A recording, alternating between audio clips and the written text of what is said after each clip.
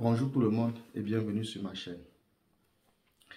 Avant de commencer ce sujet, j'aimerais quand même vous dire que mercredi, nous aurons une nouvelle vidéo à l'heure habituelle concernant la situation des beaux ailleurs en France, plus précisément des personnes sans papier. Et ce sujet traitera le problème d'études en France pour les personnes sans papier. Mais aujourd'hui, nous allons parler de ce qui s'est passé hier. Comme vous le savez, il s'est passé une dinguerie hier. La Côte d'Ivoire qui se qualifie au bout du temps, additionnel de la prolongation. Mais avant de parler du match de la Côte d'Ivoire, j'aimerais vous inviter à vous abonner, à liker, à partager la vidéo, car vous savez que cette chaîne est une nouvelle chaîne et elle a besoin de grandir. Et pour cela, nous avons besoin de votre soutien. Et ça ne peut que passer à travers des likes, des partages et des abonnements. Donc, sans plus tarder, nous avons commencé le sujet aujourd'hui qui parle de où est-ce que la Côte d'Ivoire pourrait y aller concernant sa propre CAN. Donc, nous allons commencer le sujet tout en introduisant ou en rappelant aux uns et aux autres ceux qui n'ont pas été au courant de tout ce qui s'est passé durant la CAN. Et là, on parlera de la poule de la Côte d'Ivoire. Une poule qui était composée de la Guinée-Bissau, de la Guinée équatoriale et du Nigeria. Et le premier match de la Côte d'Ivoire s'est bien passé. C'était un match entre la Côte d'Ivoire et la Guinée-Bissau qui s'est soldé par un score de 2 buts en faveur de la Côte d'Ivoire. Et ensuite, nous avons eu le deuxième match qui était le match de la Côte d'Ivoire face au Nigeria qui s'est soldé par une défaite 1-0. Et le drame qui s'est passé au troisième match avec cette lourde défaite, cette humiliation face à la Guinée équatoriale 4-0. Et là, tout le monde commençait à enterrer la Côte d'Ivoire, y compris moi-même. Mais, comme on dit souvent, impossible n'est pas camerounais. Chez les Ivoiriens, ils disent que un Ivoirien ne doit jamais lâcher. Donc, le terme qu'ils utilisent, c'est découragement, n'est pas ivoirien. Donc, ce qui s'est passé, c'est que les Ivoiriens ont attendu jusqu'au bout des phases de groupe pour pouvoir se qualifier comme meilleur troisième de la compétition. Et je vais vous rappeler que les sporteurs ivoiriens étaient devenus sporteurs marocains au troisième match afin de pouvoir être qualifiés pour la suite de la compétition. Et comme on s'y attendait, le moins, ils se sont quand même qualifiés avec 3 petits points et une différence de but négatif. Et par la suite, ils ont rencontré en 8e le Grand Sénégal, détenteur du titre et deuxième meilleure équipe actuellement du continent, si on regarde du côté du classement de la FIFA. Et donc, tout le monde a enterré la Côte d'Ivoire. Moi-même, j'étais le premier à dire que ça serait une boucherie, ce match face au Sénégal.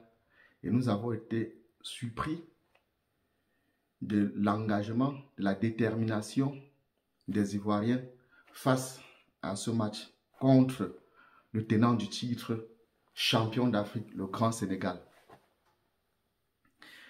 Et qu'à cela ne tienne, déjà, nous avons cru que lors du match, peut-être la Côte d'Ivoire pouvait passer avec un hold-up 1-0 à l'arraché, mais ça n'a pas été le cas.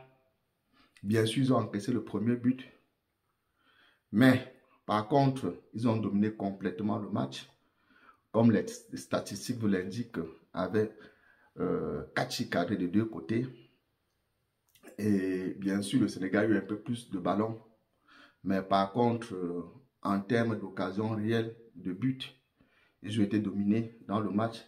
Malgré les faits de jeu avec ce tacle de Sadio Mané, je crois à la 14e minute, si je ne me trompe pas, qui méritait un carton rouge et qui n'a pas été sifflé par les arbitres du match. Sans oublier le pénalty oublié du côté de la Côte d'Ivoire, c'est Ismaïla Sarr à la deuxième mi-temps. Bon, bref, on peut dire que ce n'était qu'une récompense par rapport au carton rouge oublié pour le Sénégal. Et comme vous savez tous, les arbitres de ce match ont été sanctionnés jusqu'à la fin de la compétition. Et tout le monde se disait, bon, qu'est-ce qui va se passer par la suite? C'est donc hier soir, la suite de la compétition, les quarts de finale où la Côte d'Ivoire rencontrait le Mali, qui nous a fait bonne impression depuis le début de la compétition. Et comme depuis le début de cette compétition, on enterre toujours très vite les éléphants, mais un éléphant ne meurt pratiquement jamais. Et je vais vous rappeler les faits du match contre le Mali. Déjà, en premier mi-temps, je crois à la 30e ou 35e minute, il y a un joueur ivoirien qui prend un carton rouge bien mérité. Après un premier fait de jeu, ou penalty ou pas penalty, bon, ça dépendra, mais quand même, l'arbitre a tranché en faveur du hors-jeu. Et après ce carton rouge, un penalty qui suivit quelques minutes après. Et là, on s'est dit, c'est mort, la Côte d'Ivoire va prendre une valise de but. Mais non, le penalty a été arrêté par le gardien. Et quelques minutes après, c'était le but du Mali. D'ailleurs, un très beau but, je crois, c'est l'un des meilleurs buts de la compétition. À partir de là, on s'est dit, bon, comment ces Ivoiriens peuvent faire pour s'en sortir face à cette machine malienne, ce rouleau compresseur depuis le début du match qui ne faisait que mettre la pression devant le but ivoirien. On s'est dit, bah là, c'est fini. La Côte d'Ivoire, ils vont pas seulement être éliminés, mais ils risquent encore être humiliés, comme a été le cas face à la Guinée. Mais ça n'a pas été le cas.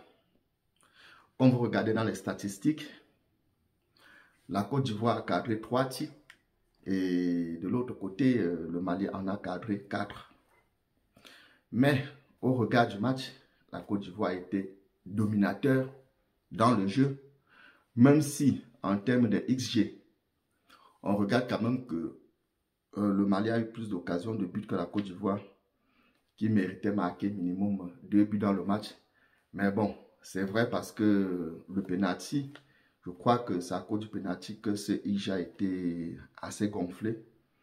Mais sinon, après le penalty et le but du Mali, les Ivoiriens ont pris le match en main. Et là, ils ont mis tous les ingrédients nécessaires pour pouvoir mettre à mal cette équipe malienne. Et ça s'est passé par le but ivoirien à la 90e minute du temps réglementaire. Et ce but à la toute dernière seconde des prolongations. Et qui enfin finit par éliminer le Mali. Donc, la question à se poser, c'est est-ce que cette Côte d'Ivoire pourra remporter la CAN?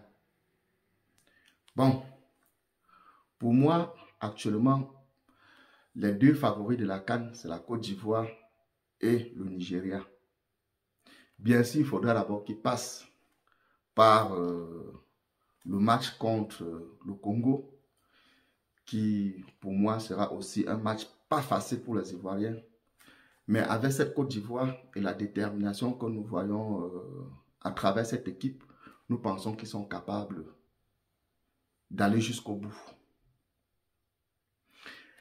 Et pour cela, je les félicite parce que même sans être Ivoiriens, ils nous ont fait vibrer.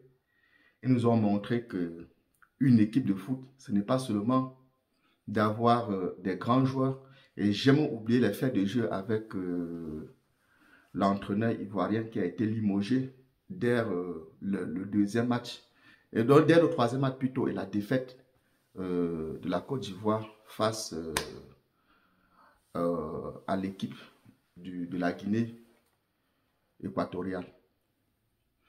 Et nous avons vu le nouveau coach transcender, qui jubilait ce but, surtout ce but égalisateur face au Mali, comme si c'était le but de sa vie. Et je crois qu'on peut le dire sans hésiter, c'était un match extraordinaire. Et nous remercions la Côte d'Ivoire de nous avoir fait autant vibrer lors de cette compétition. Et nous espérons que le prochain match sera aussi assez dingue comme les autres matchs de cette CAN. Et sans oublier que depuis que je regarde la CAN, c'est la meilleure CAN de l'histoire pour moi. Depuis 2000 que j'ai commencé à regarder la CAN avec cette finale du Cameroun face au Nigeria. Je crois que cette CAN reste jusqu'à présent la meilleure CAN de l'histoire. Et nous remercions les Ivoiriens d'ailleurs pour leur hospitalité et en plus pour l'engouement et la détermination qu'ils ont montré au courant de cette compétition. Donc les amis ivoiriens, je vous souhaite beaucoup de courage pour la suite. Et je demande aussi à tous nos frères ivoiriens de ne pas oublier surtout de liker, de s'abonner et de partager la vidéo, car nous allons continuer à vivre ensemble la CAN à travers la chaîne Immigrés Camerounais. Donc, je vous souhaite de passer une très bonne journée et je vous souhaite une très bonne chance pour la suite de la compétition. Et prenez bien soin de vous et à la prochaine. Ciao.